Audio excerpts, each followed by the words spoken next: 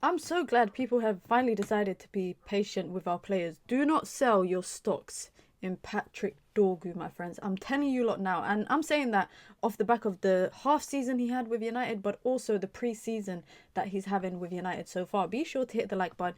Be sure to subscribe as well if you are new here. Now, if you watched Manchester United versus Bournemouth, I mean, kudos to you. You lot stayed up till 4:30 a.m. in the UK to watch that game, but it was actually a very good game. First and foremost, Manchester United going 3-4-0 up against a Bournemouth side that last season had their ups and downs, and obviously they've lost quite a few players. They've lost Kirkes, they've lost Dean Howson, but they still have Areola, who's obviously a good coach. Now, the biggest standout to me, there was so much of Amorim ball, if you want to say that. There was so much of Amorim ball that I identified. Man United shifting to a 4-4-2 in defensive transition, in build up, playing with a 3-4-2-1 if necessary, etc.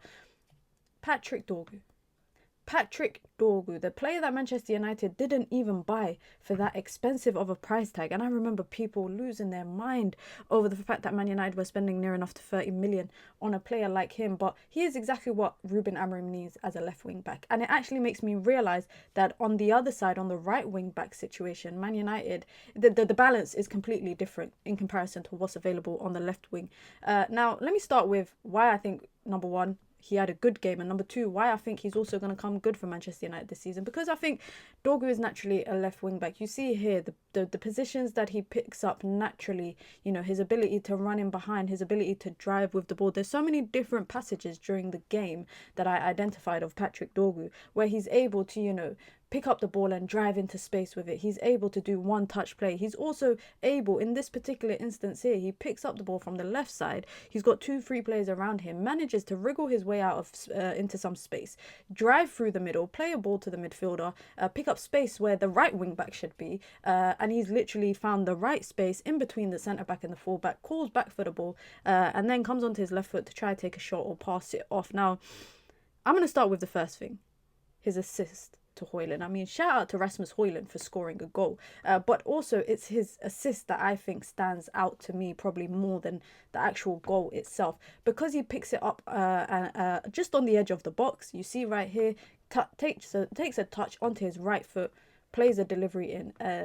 Inch perfect delivery, a thing that Man United I think struggled with over the last couple of seasons, where the deliveries have been inconsistent from the wide channels. And even last season, even though United had such a horrendous season, there was quite a few games that I think Patrick Dorgu was always putting in good deliveries into the box. And the difference between that and this Bournemouth game is obviously Rasmus Højlund's able to put it into the back of the net.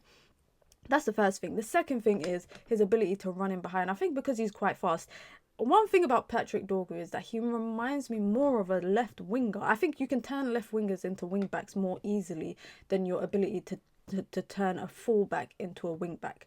Because when you turn a fullback into a wing back, I think unless they've got those attacking traits, they are always going to lack it. Whereas because the winger has those attacking traits and the defensive traits, not maybe to the level of a fullback, but still has defensive traits and also can get some support from his left-sided centre-back. That's why I feel like Patrick Dorgu reminds me more of a left winger. And you can see that in the passages of play. You can see that in the positions that he picks up. You can even see that when Ruben Amorim shifts to a back 4 and he had Luke Shaw playing at left back and then Patrick Dorgu as the left winger. Now, this is all about change. People are always asking about in-game changes. And this is one thing that Man United did very well against Bournemouth. But Patrick Dorgu, do not sell your stocks in him, guys. He's young. He's good. He is everything that Manchester United need. But also, you have to be patient with him, because he was here for 6 months and people were writing him off.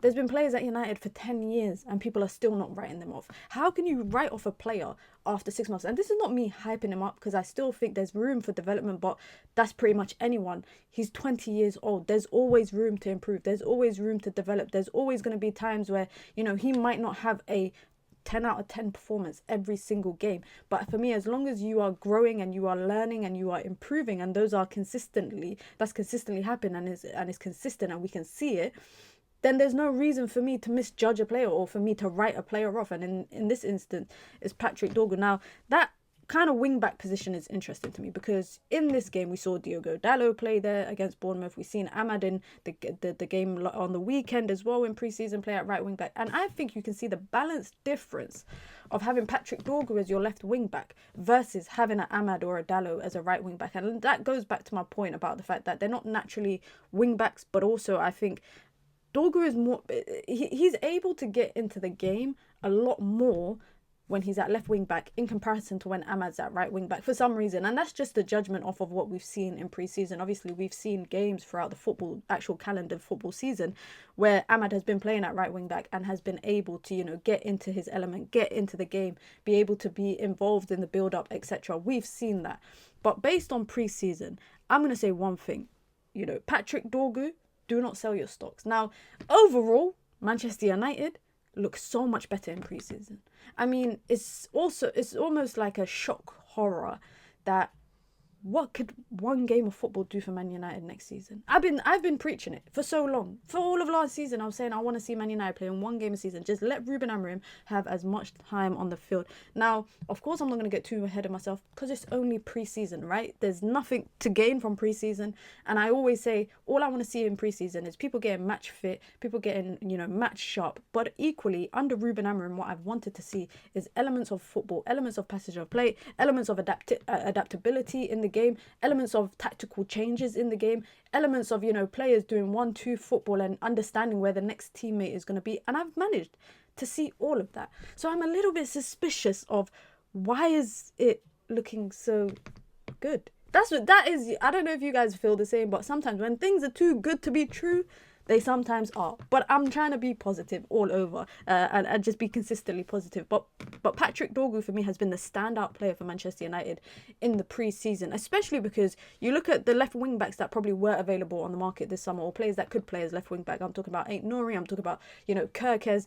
These are players that all went to different clubs. Manchester United were never going to go and sign a player because this was actually Ruben Amorim's first ever signing at Manchester United. It was Patrick Dorgu. That was the first person Man United signed for Ruben Amorim in January. And I think it's kind of similar to Ruben Amorim, where he's had that element of settlement. So now he's able to take it up a step. And I'm really also looking forward to seeing Diogo Leon. Like, when it comes to the wing-back position, I'm not really that concerned about the left side. I'm more concerned about the right side. Now, the balance in the left and the right, I feel like is quite different. But I'm hoping also with the inclusion of Bryan Mbeumo eventually that we will begin to see, the right side being equally as balanced as the left side. Now, Patrick Dorgu against Bournemouth, for me, standout player. Just everything he was doing, his ability, like I said, to pick up the ball in tight spaces, his ability to read the game, his ability to drive with the ball, whether it's forward or it's across the pitch, his ability to pass, his ability to make runs in behind, his ability to find space. Now look at this particular goal that Ahmad actually scored, and look at all that space Patrick Dorgu is in. He's always finding himself in these spaces, and he did it last season sometimes, but I've seen it quite more this season, and I saw it quite often against Bournemouth. I'm so excited to see what kind of player he becomes, but also how he grows, because I think out of all the players that United have brought, I think, Cunha and Mbeumo, yes, they are suited, but I also think people don't realise how suited Patrick Dorgu is to the way that Ruben Amorim wants to play. And I think he will be an integral part of Man United's attack next season, because under Ruben Amorim, you know what it is. A lot of the football goes through the wide channels. So Patrick Dorgu will have to carry some of that slack. I'm not too sure about the right-handed side, but that's a conversation for a different day. Have you lot been enjoying pre-season? Let me know your thoughts down below. Let me know what you thought about Patrick Dorgu's performance as well. Be sure to hit the like button, guys. Be sure to subscribe as well if you are new here.